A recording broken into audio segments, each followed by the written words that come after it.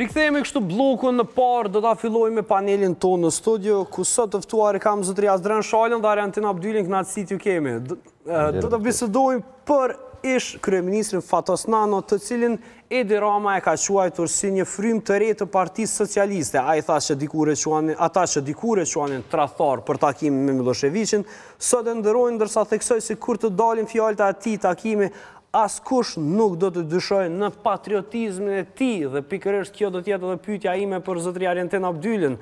Ndonëse ishte në një Jo, pajtona plotësisht, unë e kam shkruar një status, unë e kam lexuar edhe memoret e diplomatëve amerikan, analistëve evropian, Feltone, tasha edhe dihet që ai takim ka qenë mesazhi i fundit nga Washingtoni, Londra dhe Berlini për Slobën, që haver, mos menat që mundesh me bo njëjtë që ke bo në Bosnjë në Kroaci, sepse ne do të intervenojmë. Kështu që ma mirë ullo dialoga me Ibrahim Rugovën, me njerëzit, arrije një marrëveshje, mos vjen deri te ma e keqja, se lufta është e keqe, edhe dim të gjithë që perëndimi e mbajti fjalën. Kështu që në atë aspekt, unë menoj që ato Edi Rama e ka thonë mirë.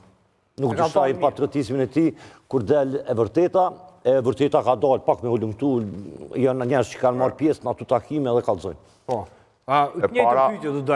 Mirë që e nisë këtu kron, unë kur unë ka thirrë dje realisht djellza, unë hina këshyra takimin e Kretos, por këtë pjesë flet më mirë edhe ish ministri i jashtëm Pascal Milo, profesori jem, i cili tregon që ai ty ka qenë një samit realisht i Ballkanit Perëndimor, ku takimet kanë qenë shumë të rëndësishme dhe domosdoshme, sidomos për Shqipërinë, me që fati Kosovës ka qenë pikë pyetje. Atë kohë kishte nisë ajo apartheid Jugosllav, ishte në kulminacionin e vet, dhe paraprakisht Ministria e Jashtme e Shqipërisë e ka përgatitur protokollin se çka do të folet edhe me Slobodanin. Por ka pas një protokoll.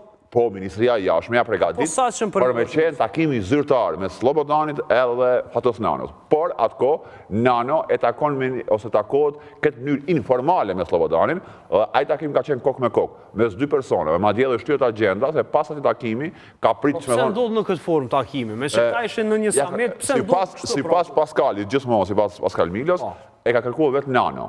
Nano ka kërkuar takim me Miloševićin. Paskali, që pas kujtimeve tia të ditari një ministrit jashtëm, i thotë që kjo ka me qenë, ka më bo e madhe në kuptimin mediatik. Nano e ka një shprehje si pas Paskalit, që bes unë se le cilësovë unë tradhtari i kombit. Për në takim, kokë me kokë, mes Fatosit edhe mes Slobodanit, nuk mund me dalë kur edhe këta se që ka bisedu, sepse ka qenë takim pa kamera, pa protokoll, kanë qenë dy persona. Por edhe unë besoj si Ari edhe besoj me Ramon, unë e menoj që Nano ka qenë larg pams.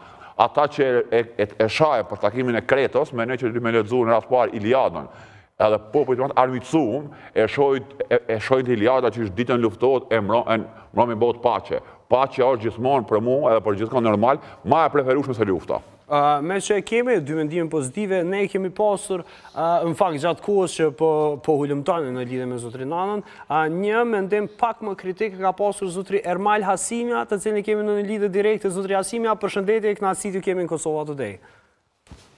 Mirëdita, faleminderit ju. Zotri Hasimja, pa dashur të merrem në këtë rast me zotrin Nanën, por këtu në vendin tonë, në kulturën tonë, personat pasi që ndrojnë jetë disi sikur bëhen njerëz më të mirë. Dhe në këtë rast trajtimi që po i bëhet Nanos, disi sikur ju ka penguar juve, të them kushtimisht.